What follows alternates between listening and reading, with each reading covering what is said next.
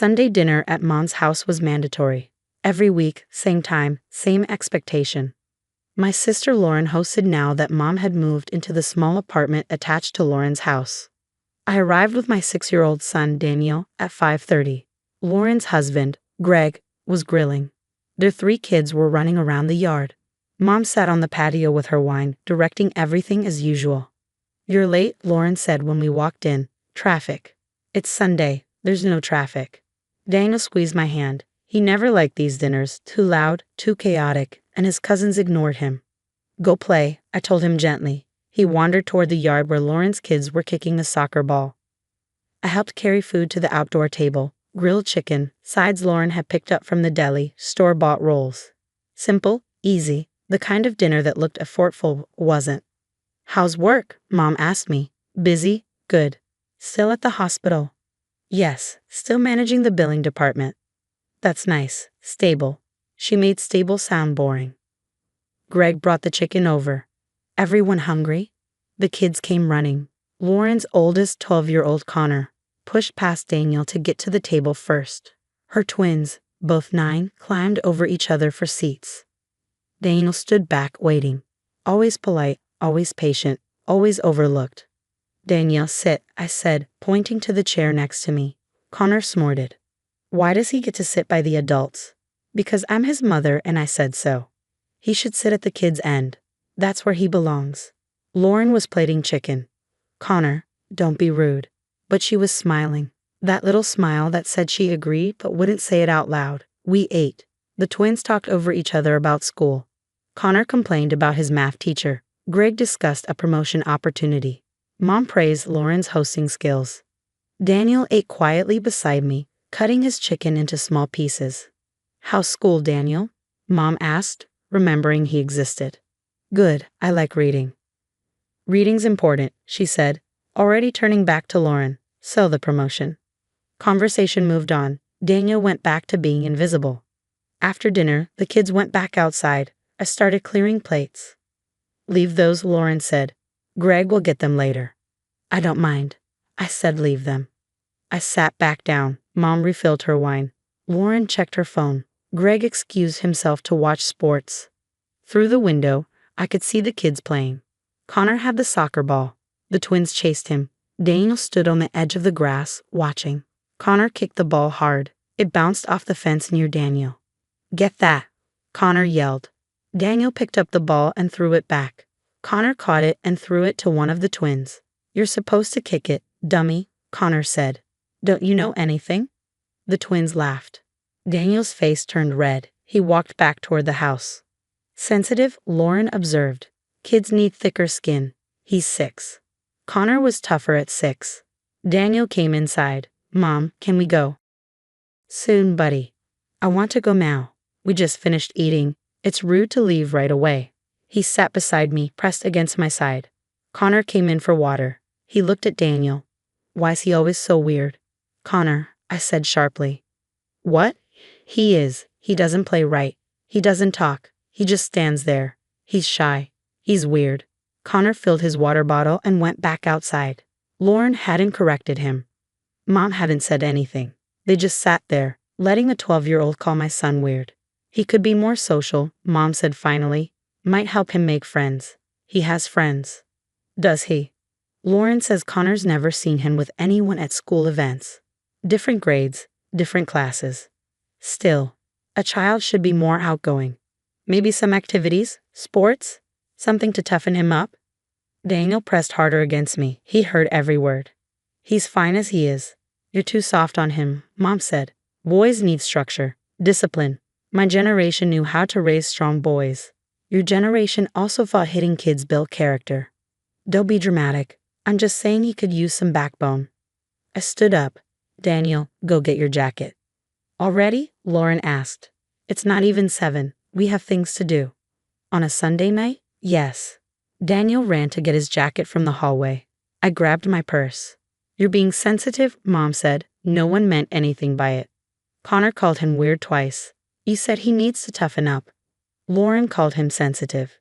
I'd say plenty was meant by it. Boys tease each other.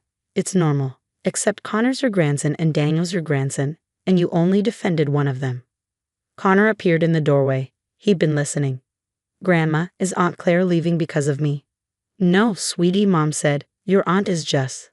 Connor looked right at me. Then, slowly and deliberately, he mouthed 2 words while pointing at me. Trash belongs outside.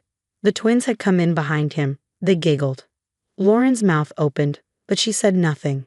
Mom's face showed surprise, but not disapproval. Greg was still in the living room, oblivious. Connor smirked. The twins smirked. Lauren looked away. Mom took a sip of wine. No one defended me. No one corrected Connor. No one said that was inappropriate, cruel, or completely unacceptable. They just let a 12-year-old call me trash while my son stood in the hallway holding his jacket.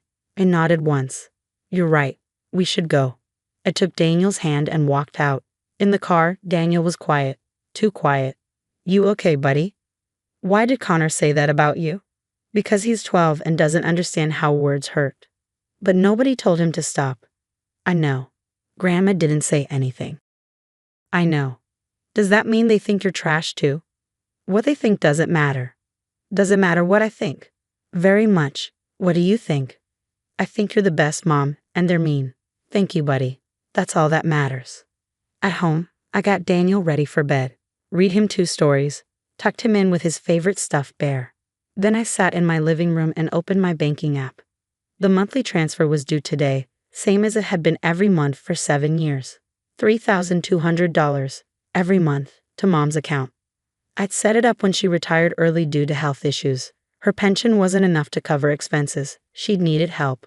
Just for a while, she'd said, until I get back on my feet. 7 years later, she was still on her feet, living in the apartment attached to Lauren's house, enjoying her retirement, drinking wine on patios while watching her grandson call me trash. $3,200 a month for 84 months. $268,800. Plus the extras, the medical bills I'd paid, the car I co-signed for, the furniture, the hearing aids, the dental work. Probably $300,000 total, given to a woman who just sat there while her grandson called me trash. My phone buzzed. Mom. Monthly transfer today? Just that. No mention of Connor, no apology, no acknowledgement that anything had happened, just the expectation of money. It typed back, not my concern. 3 little words. I deleted the automatic transfer, removed Mom's account from my saved recipients, closed the banking app. Then I opened my computer and drafted a document. Itemized every payment, every transfer, every bill I covered. 7 years of financial support, documented. I added statements from Mom's medical providers showing I was listed as the financial guarantor, car loan documents with my name as co-signer, receipts for furniture, appliances, hearing aids. Everything that showed Mom's comfortable retirement was funded by the daughter whose son had just been called trash by proxy. I saved the document and went to bed. Monday morning I sent it. Not just to Mom, to everyone. Mom, Lauren, Greg, even my brother Kevin, who lived out of state but usually sided with Lauren on everything. The subject line was simple: Financial Support Documentation 2017 to 2024. The body of the email. Attached, please find complete documentation of financial support provided to Patricia Brennan from November 2017 through November 2024. This includes monthly transfers of $3,200, medical expenses, co-signed loans, and miscellaneous expenses. Total support provided, $302,112. Effective immediately, all support ceases.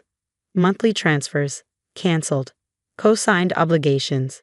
I am pursuing removal as co-signer through refinancing requirements. Medical guarantor status, revoked with 30 days notice to providers. Mom's current monthly expenses. Apartment rent, 0, lives with Lauren. Car payment, $412. Co-signed by me. Car insurance, $208. Health insurance supplement, $360. Utilities, approximately $150. Food and incidentals, approximately $500. Total monthly expenses, approximately $1,630. Mom's monthly income. Social Security, $1,042. Pension, $618. Total monthly income, $1,660. The math works now. She's $30 ahead. She won't need my $3,200 anymore. This decision is final and not open to discussion or negotiation. Claire. I hit send at 8:30 Monday morning. By 9, my phone was ringing. I silenced it. By 10, I had 17 text messages. Mom, we need to talk. Lauren. What is this? You can't just stop supporting Mom. Kevin. This is insane. Call me immediately. Greg. Let's be reasonable about this. Lauren again. Mom is crying. You're being cruel. Mom again. Please call me. We can work this out. I responded to none of them. At noon, Kevin called from Oregon. I answered. Have you lost your mind? He said instead of hello. No. I've regained it. You can't just cut Mom off. I didn't cut her off. I stopped funding her optional lifestyle expenses. She can't survive on $1,600 a month. According to my math, she has exactly $30 extra per month. That's called a balanced budget. What about emergencies? I've handled 7 years of emergencies. Your turn. I have my own family. So do I. A son who watched his grandmother sit quietly while his cousin called me trash. Silence. Connor called me trash last night. Everyone heard. No one said a word. Then Mom texted asking for payment. Connor's 12. Old enough that adults should have corrected him. They didn't. So I corrected the situation. By destroying Mom's security? By stopping voluntary support after being disrespected. She'll lose her car. Then she doesn't need one sitting in Lauren's apartment. What about quality of life? What about mine? What about Daniel's? He watched his grandmother allow someone to call his mother trash. Connor really said that.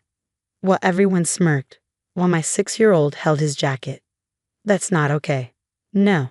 And when I stopped funding the people who thought it was okay, suddenly everyone wants to talk about what's reasonable. So you're cutting everyone off? I'm cutting off the money. The family cut me off when they smirked at a child calling me trash. After Kevin, Lauren called, then Greg, then Mom again. I let them all go to voicemail. Tuesday morning, I received an email from Mom's car lender. She'd missed a payment. She called asking me to cover it. They were reaching out to the cosigner. I called them back. I'm pursuing removal as cosigner. The borrower has sufficient income to cover payments. I'm no longer willing to guarantee this loan. They explained the process. Mom would need to refinance in her name only. If she couldn't qualify, she'd have to surrender the vehicle. Understood, I said. Tuesday afternoon, Lauren showed up at my house. I didn't invite her in. Mom's panicking, she said through the screen door. That's unfortunate. Claire, be reasonable. She needs that money. She needs to live within her means. She's 72. And I'm 38 with a child to raise. A child your son called trash. Connor was just being stupid. And you were silent, which is worse. I didn't know what to say. How about Connor? That's unacceptable. How about apologize right now?